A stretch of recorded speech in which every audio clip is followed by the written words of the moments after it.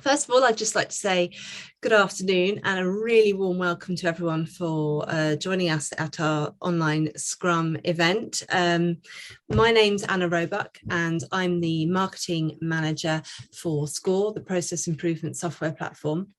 My role today is going to be very brief. You'll probably be pleased to know I'm just going to take a few minutes just to take you through a few housekeeping rules and the agenda, and then I promise you I will pass you over to the main event as soon as possible.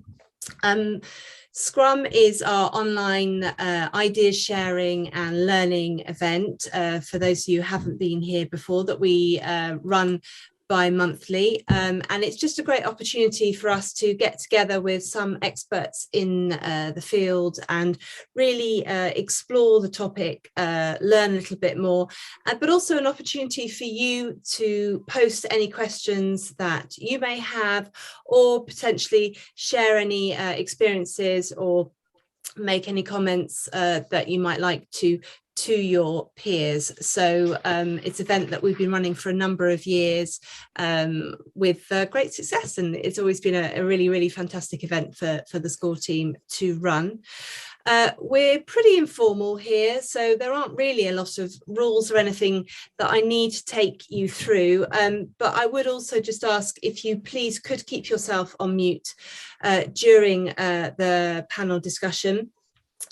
If you have any questions, I would really encourage you to use the chat at the bottom to post any of your questions. We do have people who are monitoring the chat, and I promise you your questions will get passed over to the panel at an appropriate time. So any kind of questions, or like I said, comments or observations that you might have about some of the topics that people are discussing, please post in there. In fact, if you'd like to just introduce yourself now in the chat and say where you're from, that would be fantastic. And also we're really happy if you'd like to share LinkedIn details or anything like that as well in the chat. Please feel free to do so when you think that that is appropriate. Our event today is going to be probably a little under an hour, so I promise you that we will be finished by 1 o'clock at the latest.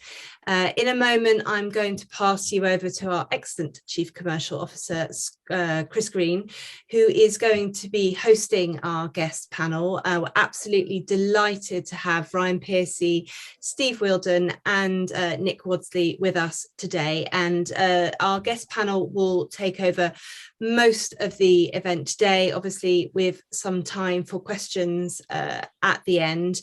And we'll finish off, hopefully if we have time, with our Skore CEO, Craig Willis, just making a few comments and having a few final words at the end. And as I said, we will most definitely be finished by 1 o'clock, if not a little bit before. Before I pass you over, of course, there's just a few little things I really wanted to draw your attention to if you weren't aware of. Just also to let you know about some events that we're running over the next month. Tomorrow we have a drop-in session at 4 o'clock. For those of you who haven't been to a drop-in session before, we run these every week through our Skore community, and it's a great opportunity for you to literally drop in and meet with the Skore team to explore a certain topic in greater detail. And we're really excited tomorrow to have with us Ed Hook, who is the Director of Consulting at Pace. And Ed is going to be sharing with us how Pace are able to share their process knowledge and expertise in a really visually attractive and engaging way that works across the business using Skore. So I'd really recommend you dropping in to take a look at that. It's absolutely fantastic. So impressive what they've achieved through the platform. And also just another event that I'm sure will interest a lot of you on the call today. We will be running a customer onboarding session in July, on the 20th of July, through our drop-in, where we'll be showing how you can use the Skore platform to create that customer onboarding process, which is, you know, hopefully really successful, durable, robust, and creating a happy and long-lasting relationship with your customers. So if you're interested in our drop-in sessions, again, there's no obligations, nothing like that. They're all accessible by our community. I'm hoping that somebody's going to post a link as I speak in the chat so that you can access the community. It's just run on Microsoft Teams, like I said, really informal. So you can go along to the community, find the link there and join us whenever you'd like to. So hopefully we'll see you on one of those sessions very soon. And with that, I promise you, I'm going to finish now and pass you on to Chris for the kind of part of the session you've all been waiting for, our guest panel. So Chris, over to you. Thanks, Anna. Welcome, everyone. So it's great to see a load of familiar faces and some new faces. Just to reiterate what Anna said, find that chat, you know, do comment. You can, it doesn't have to be a question. It could be observations. It could be some of your experience, but it will get looked at and in part of the conversation. If it's something you want to talk to us about, or actually wait till the end, we'll open up some Q&A. You can come off mute and pose a question to our team of experts. So the title is all about onboarding. Yeah, so it's called customer onboarding, but again, define customer. But every business will have an element of onboarding. I'm sure we've all been involved in onboarding, either as driving it or as a customer ourselves. So it's an area of a business or area of process which it touches everyone. And I'm really excited about this session. We're doing the sound check earlier and talking about this because I think we've got some really great experts from completely different businesses. Yeah, and I think that's what's going to be interesting in this conversation. So I'm going to do a quick intro for each of them. I'm sure they're going to elaborate as they start to answer some of the questions and chat to each other. But in no particular order, we've got Steve joining us from the Acacium Group. That's a global specialist healthcare solution provider, offering staffing, managed services, and innovation delivery models at scale to healthcare, social care and life sciences sector. So Steve joins us from Acacium with over 20 years of experience on customer services, sales, recruitment, telecommunications, using tools such as Six Sigma, service design, process engineering, and end-to-end customer journey mapping. We've got Ryan. I'm sure a few of you recognise Ryan from his world famous podcast, industry leading podcast, with a very, very clever name of DigiTools in a Cruel World. So you might be able to guess Scrutton Bland, accountancy firm by trade, but they offer an awful lot of different services, everything from business services to automation to tax and the like. And then last but not least at all, we've got Nick Wadsley. He's a little wave. That's brilliant. Thanks, Nick. We can't read your name there. So yeah, he's coming from Kofax. So again, a completely different business, US-based automation solutions provider. That's helps you digitally transform your business. I think the tagline is so you can work like tomorrow today. So brilliant kind of thing. Yeah, perfect. Yeah, your marketing folks will be glad I got the tagline in. So he's got. What about Nick? I've known Nick for many years. So he's been with Kofax for 4 years. But he's got a long history of consulting, yeah, and with all sorts of different solutions as well. So he and his team work with a range of businesses, helping them to streamline their operations using cutting edge technology. So I hope you all agree. We've got quite diverse, yeah, people here, all know their stuff. I'm sure we're going to have some great conversation. But I know I'm repeating this, but do get involved. Yeah, I know some of you might be eating your sandwiches and having cups of tea, but you know, you can post the questions and as we go through. Let's get started. I the most simple question I can ask you all, and we'll ask you all in time. But what's the scope of onboarding? Yeah, when we say that, it's a simple word, but it can mean completely different things for different businesses. Yeah, but when does it start? When does it start? What types do you have in your business? I'm going to go over to you first, Steve, since I was the first one to introduce. Give the other two a bit of a time to think about that. But when we talk about onboarding, what does it mean to you and your business, Steve? Yeah, it's a great question, isn't it? And it should be a simple one, but it never is, because it means different things to different people. So if I take a step back a little bit, so in our business, there's 3 kind of areas of onboarding that we kind of focus on. So we've got our customers or candidates, as we call them, and they're our health professionals. So part of our business is to attract and onboard a number of different health professionals so that we can place them into our clients, which could be hospitals, it could be pharmaceutical trials, it could be a number of different things. So that's kind of one area that we focus on. The second one is our internal employees and how we onboard those. And our third kind of segment is our clients and how we onboard those as well into what we do. And each one will have a kind of different view of actually what that onboarding scope is, to be honest. So if we looked at our customers or our health professionals, it probably starts after our attraction is done, with that be reactive or proactive. So actually when we've got people interested in coming to work for ourselves, that's pretty much when that kind of starts, all the way to the point that actually they work their first shift with us. So we're able to place them, or they complete their first shift within the business. Our internal employees is very similar. So it's actually when attraction is kind of finished, and we're able to offer a role, all the way up to probably at the point of when they pass probation, as we take a view of early life within the business, after actually they started the role and that experience up to that point as well. And clients, again, is something completely different again, but basically when the client's happy to start working with us, all to the point that actually we start placing people or being able to fill positions within their businesses. So that's kind of how we view it, all the three areas. So you're getting quite clear on the start, and there's something measurable almost at the end of it's a first shift. Yeah, it's probation passed, or we're placing. Interesting. Does that echo with you, Ryan, in terms of it's quite defined? I definitely agree with the start being defined. I think, yeah, that point of engagement really starts that onboarding process, and that's quite a set occurrence. So it kind of time stamps when that process starts. But I think there's different, I guess, parts of an onboarding process. You've got all the paperwork that goes along with it, but then you've got that cultural onboarding. If you're working with a client for a longer period of time, you need them to kind of work with you and adapt to how you work, and especially with employees. And I think that part can be a bit more drawn out, because it can go past the probation period if we're talking about employees.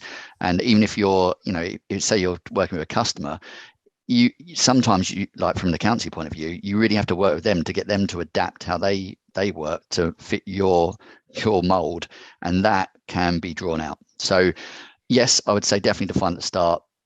End point, I can say probably a bit more flexible. The statutory bit, yeah, you've got a defined thing you have to hit, and that kind of ends your process. But the culture bit, I think, can continue. That's fascinating. It's almost like it's fluffier, isn't it? So how do you measure? You can't. There's not kind of, you don't sign a bit of paper saying I'm now culturally part of your business. It's a bit harder to define. Nick, I was thinking about this. I think there's normally some sort of contract involved, and whether it's onboarding, HR onboarding, supplier onboarding, or even a government onboarding, there's normally some sort of contract that coming together. And I don't really believe there's an end process, because I think these things are iterative. So bank signs somebody up a new mortgage. What about as a mortgage adjustment somewhere down the line, and the adjustment needs to be made? How do you keep that process flowing throughout the cradle to grave cycle really of that customer with you? So I think it's not so much a start point to an end point. I think it's an ongoing process. The government thing's quite interesting. So it's like Obamacare in the US, Kofax manage that or provide the technology behind that, where actually it's people applying to government for some sort of process, and they're looking for help in their healthcare. So I think it's broader than just sort of customer HR. That's a good example. And for us in technology, I think it starts quite often with a QR code.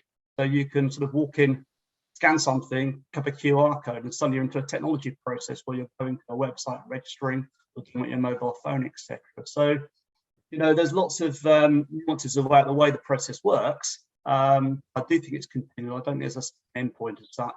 But yeah, that's my initial thoughts. Okay. So that's interesting about there's no end to onboarding, which kind of, for me, I'm not saying I agree with that, but I think that's a fascinating thing to sort of dwell on a bit. Mm-hmm. How does that work with ownership within your business then? Because again, going back to the group, if you've got a defined start, you've got some tangible kind of paperwork, and you've got processes that are going to run through. How does that work in terms of who owns the onboarding, if it's this fuzzy end or iterative process? Ryan, back to You got any thoughts on how that works in Scrutton Bland? So I guess that depends on what area we're looking at. For employees, that would generally be both the HR team and the team that they're working with, so their manager. For clients, it's the client manager from our side. But that's where the responsibility sits. There's different people that get involved in that. So, for example, like if we look at who works with a client, and we pick a service, so our general accounts compliance service, for example, you'll have the manager that's responsible for making sure the process goes through, but a lot of the culture will come from the partner sitting at the top and making sure the client is the best fit. And at some point, through that onboarding process, if there's a fundamental problem, it's the partner's responsibility to resolve that problem, because they're the ones that have brought that client in. But you've also got the wider team that all chip in making sure that client feels part of the brand that is Scrutton Bland. So there is someone that sits as responsibility, but there's a wider remit of everyone to chip in making sure that onboarding process flows correctly. Yeah, I see that. I think we've lost Steve. I don't know if he's offboarded us. Is he? No, he's not there. Technical issues, I'm sure, but hey, we got lots of people that are joining. That's fine. Okay, so in terms of yes, we've got some different types of onboarding there, different sort of ownership and the like. I quite like what you're saying there about Ryan. It's actually it's the kind of director level or the accounts manager level, perhaps that owns the onboarding, but they're obviously very reliant on different people to play their part, depending on what that might be. So how do you measure onboarding then? Because when I've spoken to many customers in the past, one of the biggest drivers has been about the speed of onboarding for different reasons. I was hoping Steve was going to be here for this question, especially in his industry, where they're trying to attract talent. It's a competitive market, and they know that if they can offer a shift, within X days, they're more likely to attain that person. But there's lots of other things you can measure, and is speed the best thing to measure on onboarding, or? I think we've got a great saying: if it's not right, employees will opt out. So that's the HR example. New people, if it's not right and it's not a good process, not a slick process, not opt out. Customers may turn out. So anybody knows they go to a new app, it's not very slick, it's not very good, they won't sign up. And then competitors may win out. So if you're in a competitive marketplace, if somebody's got, a solution there, people will go there and use it. And I think the best example of that is even Uber, where, that's an onboarding journey for somebody getting into a cab. And if it's Uber, people like to use it, it's very slick, your payments are all set up, it's a process that is seamless. But it's much better than trying to phone up a cab company and trying to find a cab for yourself.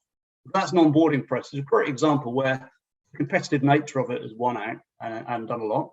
People like KLM, they can use the chips on the passport. So when you sign up with them, the little e-reader on there can put details into the process. And that can actually help in terms of the slickness and how easy it is for them. That's a really good example.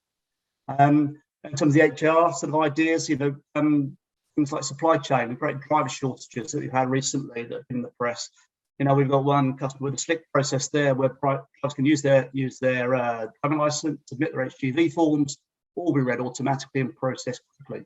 What are the drivers doing? Signing up with this company as opposed to others, because it's a nice, easy process to get on board and pick up and work.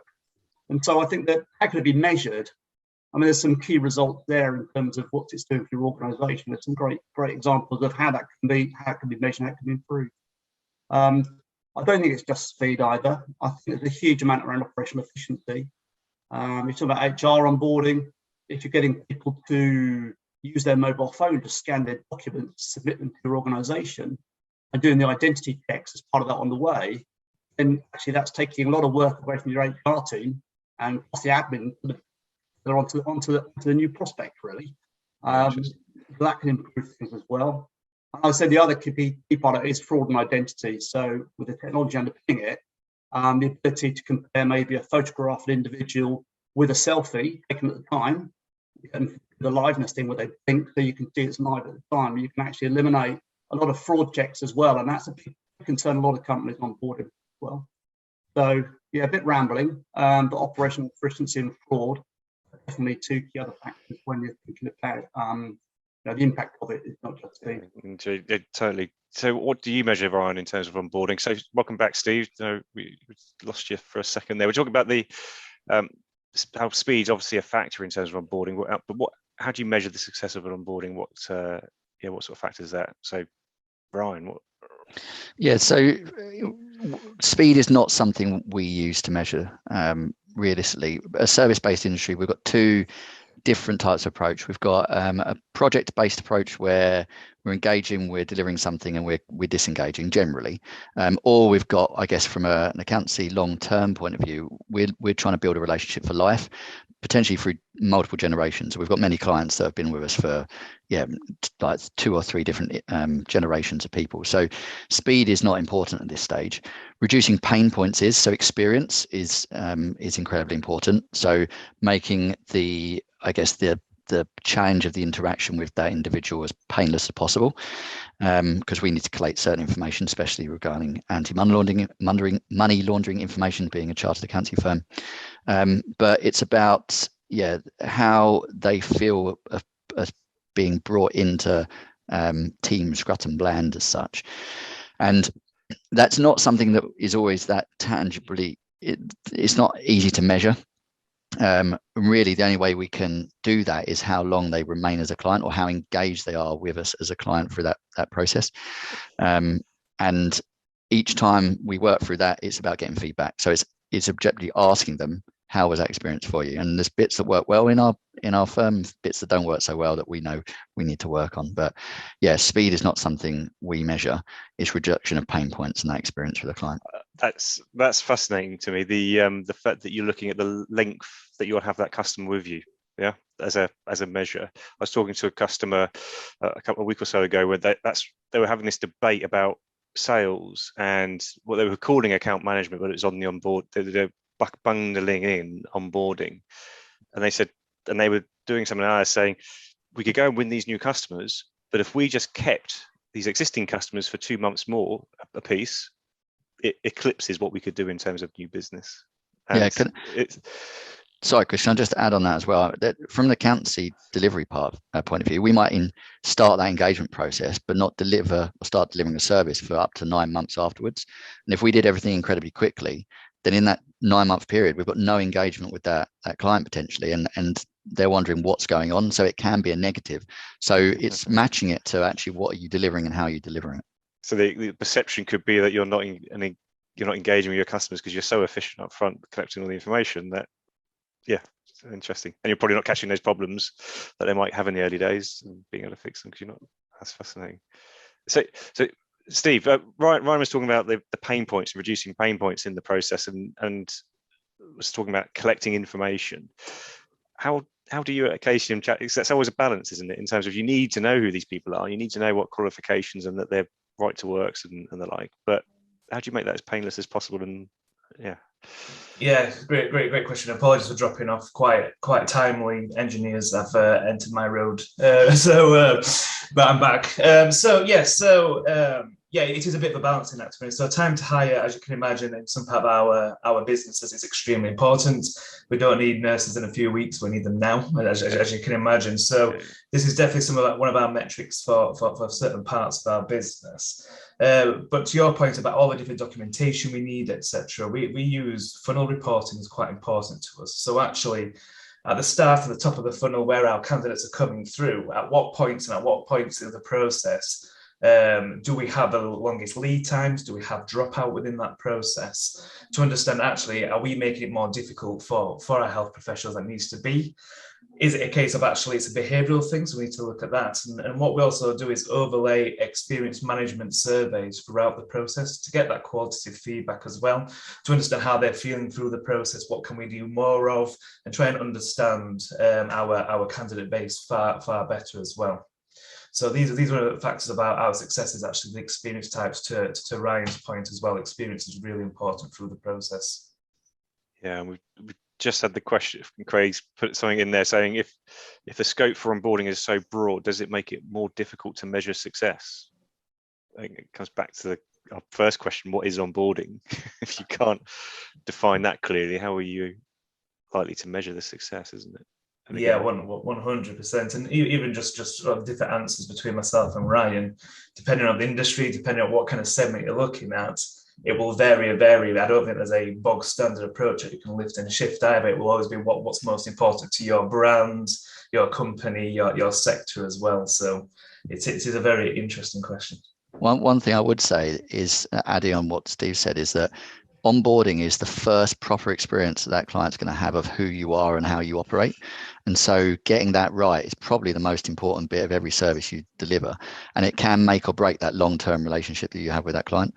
So I guess we're saying about it's hard to measure, but the length that you have that client for will be linked to how that onboarding experience occurred. And again, you're touching on the impact of a bad onboarding. So you mentioned about the length of the relationship will be shorter typically. That's one way of measuring it. What other impacts do you see, or what other signals are there that this onboarding didn't go well? Again, it depends for me on the segment we're looking at. If we're looking from a customer perspective, it's the dropout. We'll see through the funnel reporting. So actually, how much from the attraction perspective are we getting through up at the top versus how many people are actually coming through the process at the bottom. It's experience type and the NPS scores around that throughout that journey. Internally, from an employee perspective, it's a number of attrition within probation period and longer term. But there's a few varied ways we can look at it. But it's something that we constantly need to continuously review as well to ensure that our process and our journeys throughout that process as well is set up right as well. So, for example, if we go through a financial turmoil as a country, we will then get a lot of people applying for roles left, right, and centre that potentially is not right for them. But they're just eagerly trying to see work, etc. So it's about what can we do upfront in the process to make it crystal clear, so we're not seeing the candidate pool kind of dilute throughout the process itself as well. Adding, I guess, pivoting from that, talking about how you can measure the success of it, maybe not the failure, but the success, is when you deliver something well, especially in our realm, is that client will sign up for more services. So we've engaged them, they're kind of dipping the toe in the water with us and going, what's that engagement like? What's that service going to be like? If you do a good onboarding process, they sign up for more. So there's many examples that we've signed up for a small project, and actually what's grown over the next 6 months to 9 months has been they've signed up for so much more, and we've opened them to the realm of everything Scrutton Bland can do because they were so not overwhelmed or overjoyed. That's probably talking up too much, but they had such a pleasurable experience early on with us that I think, yeah, this is the right business to be working with. So you got the ability to upsell or cross sell because you can lean on the experience they've already had to date. The HR onboarding process and the sort of operational efficiency side of it. If you can take a lot of the administration and a lot of the manual work that's done for automation, and there's a big saving to be there. So you can definitely measure the impact of it through having an efficient process properly automated. No doubt about it. And also the flows that you've got. I mean, we did one as is example where we went and mapped the organisation, and they're going through a mobile phone sign-up process, and you went through the process. A lot of the customer filling all the details, and then right at the bottom you got the credit check. And so in that particular instance, you're getting all 3 minutes with them and sort of all the details that have been done, and then you've got the credit check, and that's saying, oh no, sorry, you can't buy a phone from us, and you have to go to another customer, and that's wasting time actually in the store. Whereas if you map that process out properly and think about the efficient way of doing it, you do that for a credit check immediately at the top, because you can limit that customer and focus on WH actually able to buy that contract for you.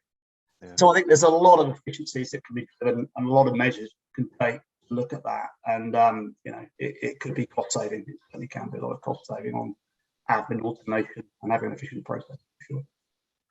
Excellent. The next question I've got is Steve kind of alluded to it because I don't think he meant to, but he talked about their journeys in terms of plural.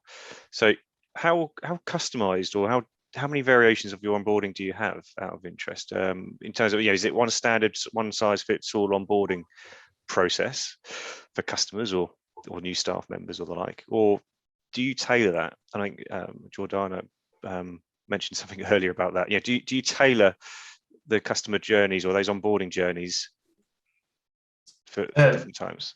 So from my perspective, yes, we do. I suppose we don't take it per individual, but again, if we're looking at external to our customers, channel of choice is important. So we kind of take a digital first, but not digital only view when it comes to this.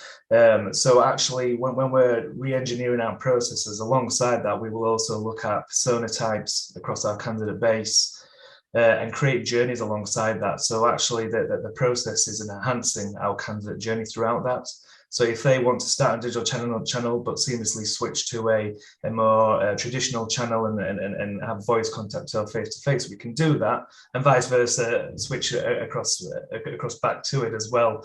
I think the channel of choice is a really important one, and obviously to enhance the experience of that individual throughout the process as well. Yeah, I can see that. And you, Ryan, I'm guessing Scrutton Bland's got all sorts of businesses, from the tiny one-person businesses through to multinationals. How variable is the onboarding process for those? Is it defined at all? Do you bucket those types of people, and this is going to be onboarding light, or is it just a... I would love to say that we have written down what this would look like, but that would be a lie. So, we're a 100-year-old firm. A lot of it is just kind of built into our culture of how we operate. From an employee perspective, it generally will be based on roles. So those that have more of a kind of higher level, more involved in the business strategy, get brought in for a kind of a more one-to-one development bit early on, so they can hit the ground running. Whereas our juniors, they kind of are pulled together and kind of get a collective story. Yeah. And then from a client perspective, it really depends on the service we're delivering. So if we're delivering something where we have to work very collaboratively with a client, that journey is going to look very different to a one-off transaction. But from a compliance perspective, yes, we have a very set process that we need to tick a lot of the boxes on, because we need the audit trail that goes alongside that. So yeah, a bit of a mix. I think there's I think at a high level, you've got a pretty standard process.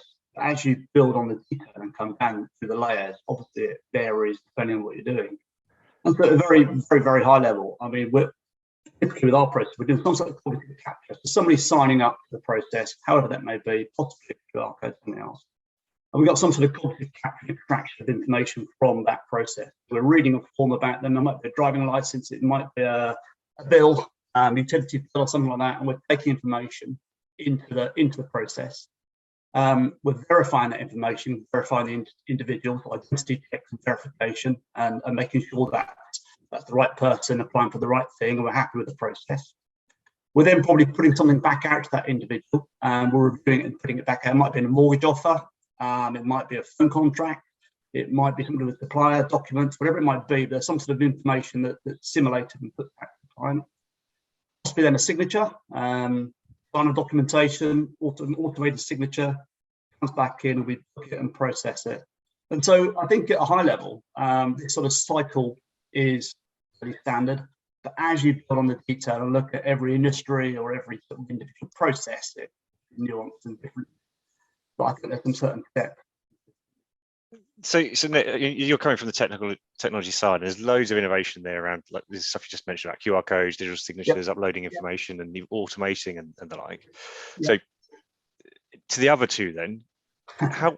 No, it's interesting. This is you obviously you know what's possible, and I know Acacium's growing massively and looking at technology, and as well as the people side and the like. And I know Ryan, he's running podcasts and talking about technology, and cloud accounting is massive in in the industry and like. So to the other two, how big a factor does technology play in you trying to improve? Say improve in terms of those measures you already set about. So Ryan and Steve, what is technology a massive part that you look at? Is it? I'm also joining on what Steve said about digital first, but not digital only, and that's to me that's intriguing. So I'll ask Steve first, and then come back to you, Ryan, if that's right. So how big a part does technology play when you're looking to improve these customer journeys, these onboarding journeys? Yeah, it plays a large part, to be honest. So there's a number of things we have to do regarding documentation and compliance and legislation, etc. in the background. So we want to make that as effortless as possible through the eyes of the candidate ourselves, but also for our internal staff. So as part of that process, we have our own internal CRMs, etc. But a lot of automation and RPA is in the background. A lot of API development has been in there to try and speed up the process and make it as efficient as possible. But equally so, also through the eyes of the candidate as well, we've deployed chatbots to support with the nudges and collation of documents from their side for the people that I feel comfortable to do so. Even if people want to go down the voice channel there, we can utilize chatbots to help schedule those appointments, et cetera as well. So it's still an extremely important factor to us. I suppose the one thing we don't want to lose sight of is actually onboarding, especially from an internal employee perspective and different to our kind of candidate base, but it can be quite an emotive journey. So that human touch, that's the thing we don't want to lose as well. So we utilize technology to enhance but not replace. That human touch is the best way of putting it. Are you using the technology to do those operational efficiencies we were talking about to then free up the people to be able to put the human touch as and when it's needed? Right. Or Perfect, absolutely. It's not about cutting the people, it's about giving them more time to phone up those top candidates, or absolutely perfect. And to Ryan's point earlier, obviously the best experience we give them throughout this journey, the more likely they are to work for us, to stay with us, to be loyal, to talk about us in a positive way, versus obviously the detrimental factor can have if they have such a poor experience throughout that process as well. And Ryan, what's your view on technology specifically in your industry, knowing the types of customers you can have? They're not necessarily smartphone whizzy, up to date with all the technologies. How does it play in your? I like to think that most people in the UK probably use a smartphone nowadays. So, but I completely understand what you're saying, Chris. I think there's a phrase that I actually hate saying, but I think it's pertinent here, and it's that technology should be the enabler. It shouldn't be what leads the journey. And there's, I guess, from an internal metric point of view, most people will see onboarding as dead time, because it's just getting the client to the point where we can start charging them for something. And so the approach has always been, let's try and reduce that. And not time as in, I guess, from when you onboard to when actually, like date wise, but actually the amount of time you put in, effort that you put in, try and reduce that to a minimum. But as Steve says, you can't do that whilst reducing the experience they get. So it's about using tech in the right way, those mundane, I guess, processes of data collection, putting that into the right systems, etc., trying to automate all the data points that actually is just dead time. There's no experience that's gained from there. And then using technology to actually enhance upon the experience. Things that I like to always base ourselves against is what is the best experience an individual is getting in anything they're doing. And accountants generally on onboarding is a very traditional and probably backwards side from an onboarding perspective, especially if you compare to tech companies.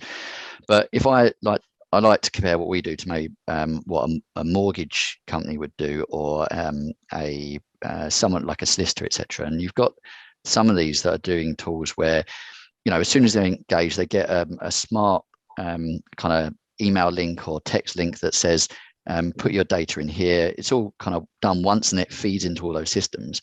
Once that person has experienced that they can do that, every other experience that doesn't live up to that, they're going to measure against it. And so that's the bit you have to keep on top of, is what is the best experience in the marketplace, not in my industry, but in all industries. And that's what we should be measuring ourselves against from a tech point, not necessarily what we do or what other accountants do. Fascinating. And Nick, you must see that, I guess, in terms of engaging with some industries that might not be as mature in their tech adoption, I'm guessing they just don't even know what's possible these days. Yeah, I mean, it's like there's so many things you can do to improve the process. I mean, for example, you submit some supporting documents and the data is wrong.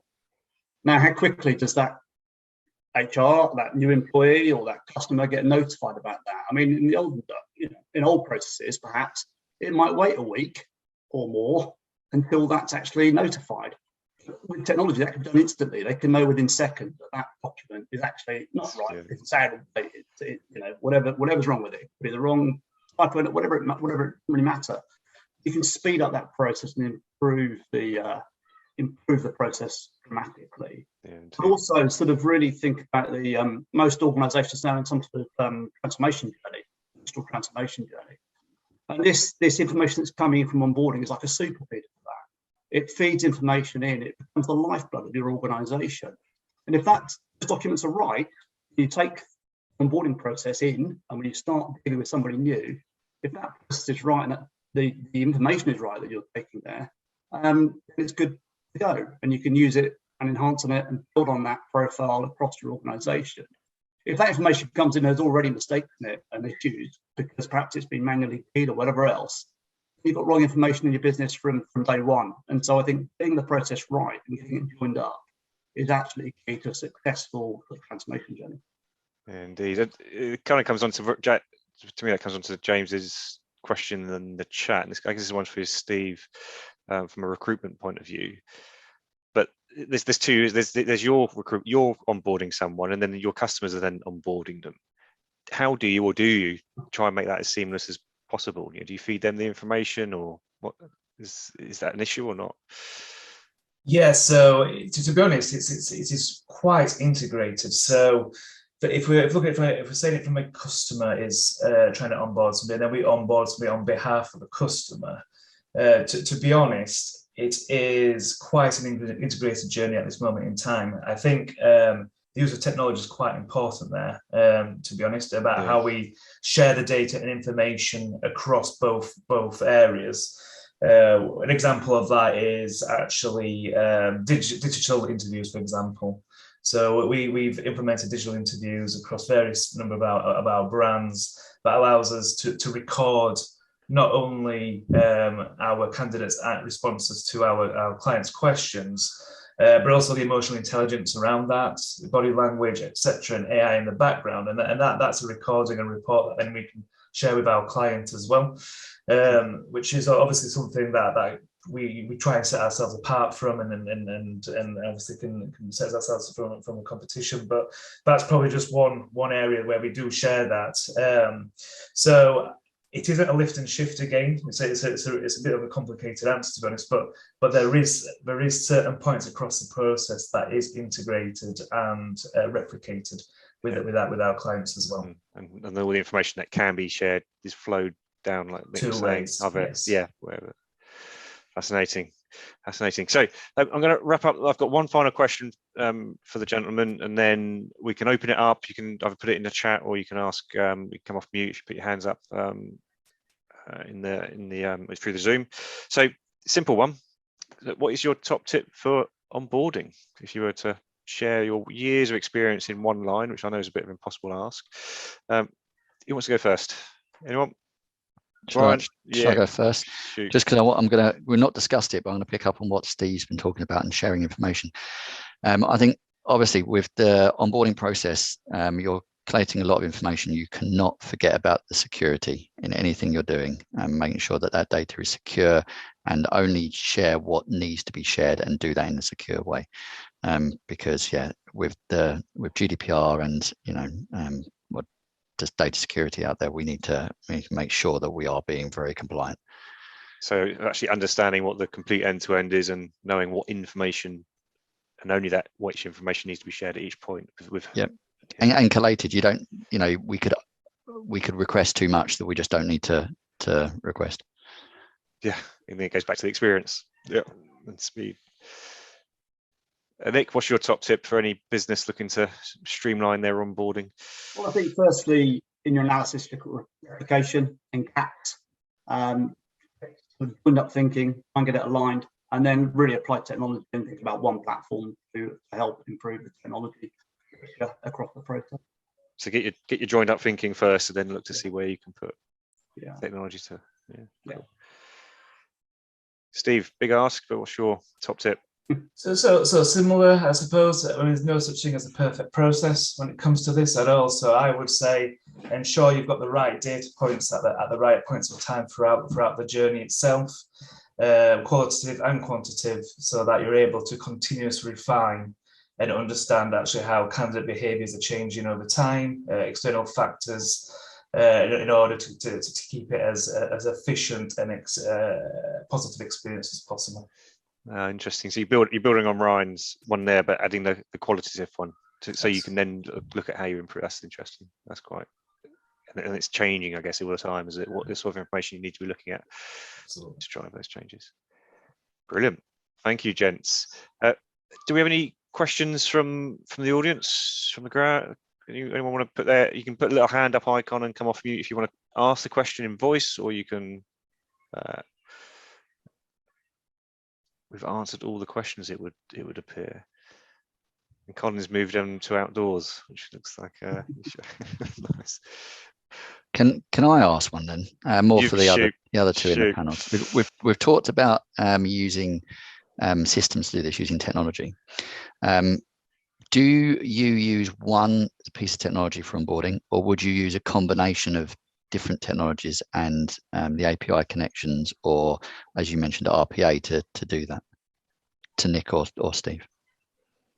I would pick up on that. I mean, it's a great question for me at Kofax, because if you like, our USP is that we provide almost all the technologies as one vendor, and they all sit on a common platform, and all these technologies are part of the same platform. So we're all about Kofax. So we will integrate those systems and back-end systems, and it's becoming easier and easier with integration points these days. There's no doubt about that. So it's pretty simple to integrate to back-end and other systems, but I think from our perspective, it's a one vendor approach. Interesting. Steve? Well, I would love for it to be a one vendor approach, to be honest. So we've so within Acacium Group, we've got circa 27 companies that make up Acacium, some of which we've acquired, some of which we obviously built from the ground up, etc. So there's a variation of systems that we currently use, which makes it differently, but we are trying to standardize as time goes on. So certain elements, it will be standard across the group, things like RPA, chatbot, etc. We use one vendor. However, the CRM onboarding types at this moment in time, there's a multitude across the business, but that is one of our aims, Ryan, to be fair, to try and consolidate that as much as possible. And then obviously, if we want to make a change for one business, but it actually suits the entire group, we can do it at the same time, which would be a nice welcome change. So, Ryan, is there a reason you're asking that question? Is it something you're thinking about internally? Of what well, systems? as I guess you introduced, Chris, we have a vast range of different services. So each one of those will have different systems information that needs to get into, and trying to collate it through one central point and get it on all those systems is an incredible challenge for us. So part of it was just, getting some insights of what people do. But I know there's so much you can do with, APIs nowadays, and as Steve said, RPA. And just as Nick mentioned, really you want the experience to go through one branded entry point.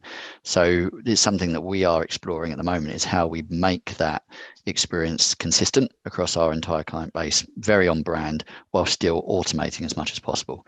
It's an incredible challenge out there, and I don't think we have solved it as yet, although I do hope that every 6 months we move closer and closer to that panacea.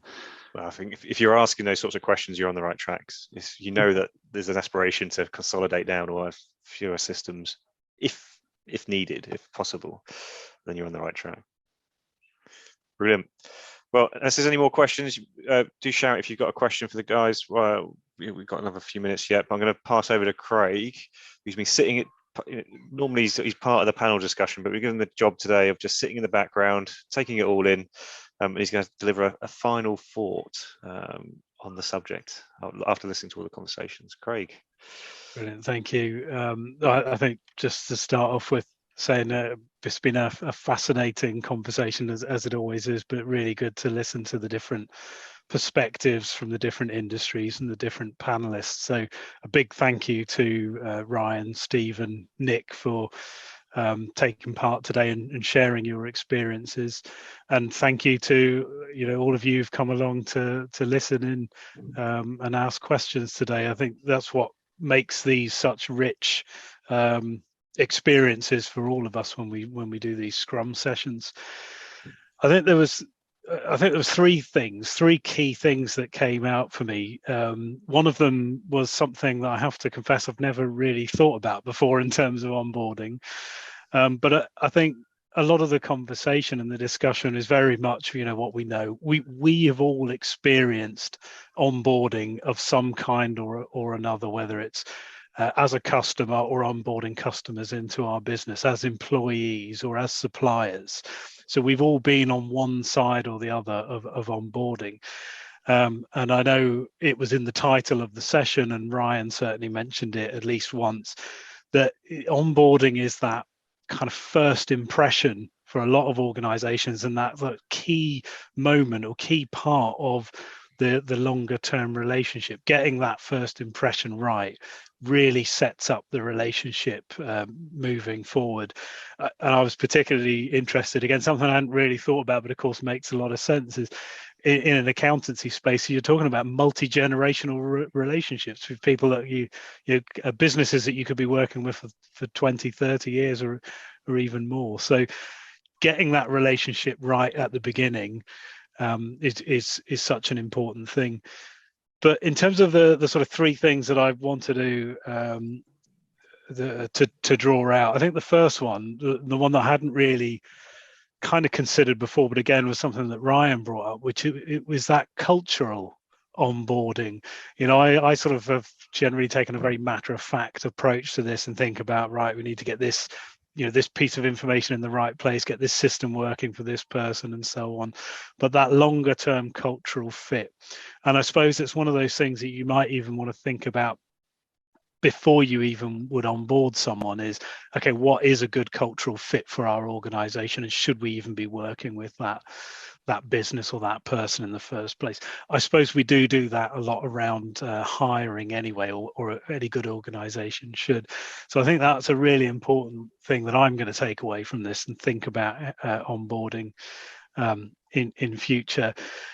I think the second one that I picked up on, which was really interesting, and I'll use a bit of a cliche around onboarding with Apple, if anyone's an Apple user or Apple products, and that was something that Steve was saying, is about the human touch. You've got, I think you used the phrase channel of choice, which I really liked, and you talked about using technology but also not losing that human touch. And when I think about my experience of buying Apple products, you have this ability to choose. I can go to their website and I can put my credit card details in, and the next day I'll have my shiny new iPhone or MacBook arrives. But at the same time, if I want to, I can turn up to the Apple store and I can talk to somebody and I can have that sort of great experience there. And something that used to drive me mad when using a Windows machine, and I do still use Windows machines as well, but you never used to be able to phone Microsoft. And I can remember my first MacBook, dropping it and then phoning up Apple and having someone very, very helpful answer the phone and talk me through. And so that sort of set the tone for that relationship. So I think that's really important, is thinking about those. What are the channels that people want to communicate with you, and being available for them to do that. I think the last one I want to finish up on is something that Nick said, and it was about thinking about the onboarding process, and let's see if I understood this correctly, but thinking about the onboarding process not just as the person that's being onboarded, i.e. the customer or the employee, but how do you make the process better for everybody involved in it? And again, I thought that's fascinating, because I like Richard Branson has this view of, it's not about customer first. He talks about employee first. If you put the employee first and you make the employee experience excellent, then they will create a brilliant customer experience. And so that's what it made me think of. You look at the onboarding experience or process holistically, and how do you make life better for everyone, knowing that it's going to be different for different types of customers. So those are the three things that really got me thinking, that I'll take beyond this. So once again, big thank you to the panelists, big thank you to everybody who came along and took part today. Look forward, hopefully we'll see some of you at the drop-in session tomorrow, and certainly our next Scrum in future. And I hope you all have a lovely rest of the week, and we'll see you again at some point. Yes.